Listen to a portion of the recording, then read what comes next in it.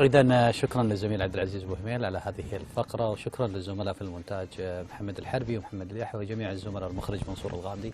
عودة مرة أخرى لضيفنا الجميل أحمد الحسن.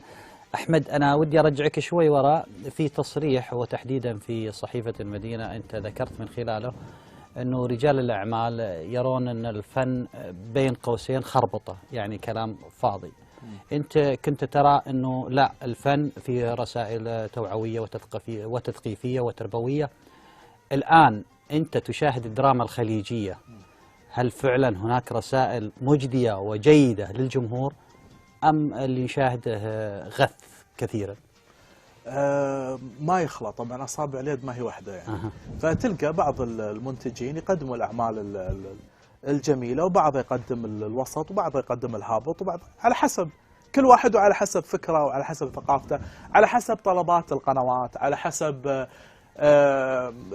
شركات الإنتاج، على حسب البيئة والمجتمع يعني. لما أنا أشوف المسلسلات الأخيرة في السنوات الأخيرة، مسلسلات تنتج خليجيا، يعني هناك انحطاط كبير في مستوى الدراما. أوكي، فأنا ما ألوم رجال الأعمال لما يقولون الفن خربطة، ولا أنت إيش رأيك؟ لا انت ما تقدر انك انت الحين مسكت عليك. لا شوف، انت ما تقدر تقول ان الكل مثل ما قلت لك، الكاس هذا في ماي، اوكي، الماي نظيف وكذا، حط فيه بعض الشغلات المش زينه، خلاص انتهى. فنفس الشيء، الفن هو السلاح ذو حدين، في الحاجه الطيبه والخيره وطريق الخير، وفي طريق الشر، على حسب فكر المنتج، على حسب أنت أحمد راضي بما يقدم الآن في الفن؟ ما في حد راضي، لابد بتلقى بعض الإيجابيات وبعض السلبيات في كل شيء. بعض الإيجابيات وبعض السلبيات، لكن هي تمشي مسيرة. طبعا شوف، الواحد دائما عنده حنين للماضي، هذا شيء طبيعي. أنت عندك حنين ماضي، ناهد عنده حنين الماضي، فممكن احنا نشاهد الأعمال اللي قبل نقول الله على ذيك الأعمال. يعني حتى أنا مثلا لما أدش على اليوتيوب بعض الأحيان أشوف سوق المقاصيص، جرح الزمن مثلا مسلسلات قديمة، تلقى الله ذيك. الآن الجيل اختلف مع السوشيال ميديا، مع تو حاطين انتم فقرات السوشيال ميديا، حتى الفكر اختلف في الكتابة، في النصوص، في الإخراج، في الإنتاج. جميل. ممكن بعد تصريحك هذا أحمد أنت عجزت أنك تلقى، يعني نقدر نقول، أحد يدعمك في إنتاج المسلسل اللي طقها والحقها؟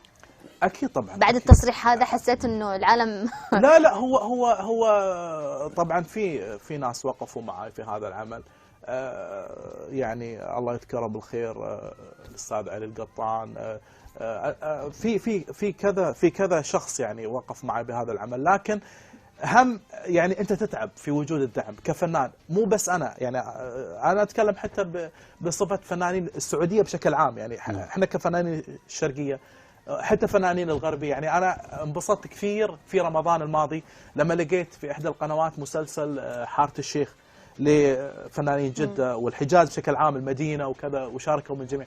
فهذه حاجة جميلة أن أنت تشوف مثلا كذا. يمكن فنانين المنطقة الوسطى هم لاقين فرص، أن أكثر شركات إنتاج مثلا موجودة في الرياض.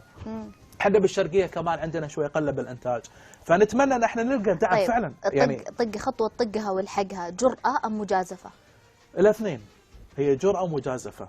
ايش تتوقع؟ ايش تتوقع العمل؟ انا متامل فيه خير ان شاء الله يا رب، والواحد لابد ان انا لان خلاص اتخذت هذا الطريق اكاديميا، واخذت البكالوريوس ورايح على الماجستير، وان شاء الله اتمنى اوصل للدكتوراه.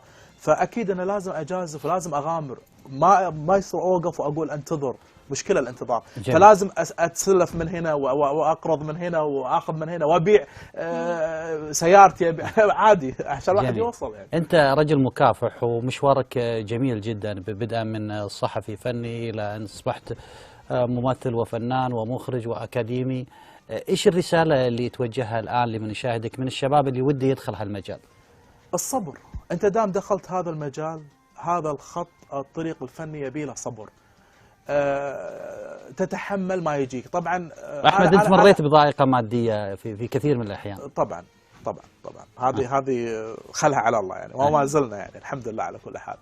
فلابد أن الواحد يعاني، لابد يعني هذا الفن معاناة بشكل غير طبيعي، بالإضافة إلى أن يعني بتلقى أنت بعض الصدمات. يعني أنت كممثل الحمد لله توصل لفترة نجاح لازم بتلقى يعني شجرة مثمرة تغضب بالحجارة هذه تمام. في مكانها.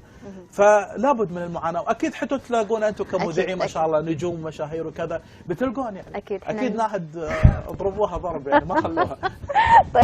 انت ما طيب عموما اخوي احمد انا شاكره ومقدره لك اليوم جيتك، وان شاء الله مزيد من التوفيق والنجاح نتمنى لك، وان شاء الله نشوف طقها والحقها ان شاء الله في اي قناه، ونتمنى النجاح اكيد لك ان شاء الله. وان شاء الله نشوف بعد طقها والحقها بال90 ان شاء الله. ان شاء الله يا الله رب. يعطيك العافيه حبيبي. ان شاء الله يا رب، واتمنى لكم التوفيق يا رب. شكرا لك يا احمد صراحه على الدعوه الكريمه. شكرا لك الله يعطيك بندر، يعطيك العافيه. شكرا لكل الزملاء لك. طاقم العمل. نلتقيكم او يلتقي معكم الزملاء غدا من تلفزيون المدينه. الى ذلك الحين لكم مني اجمل ورق واحلى التحيه، اكيد في امان الله. الى اللقاء.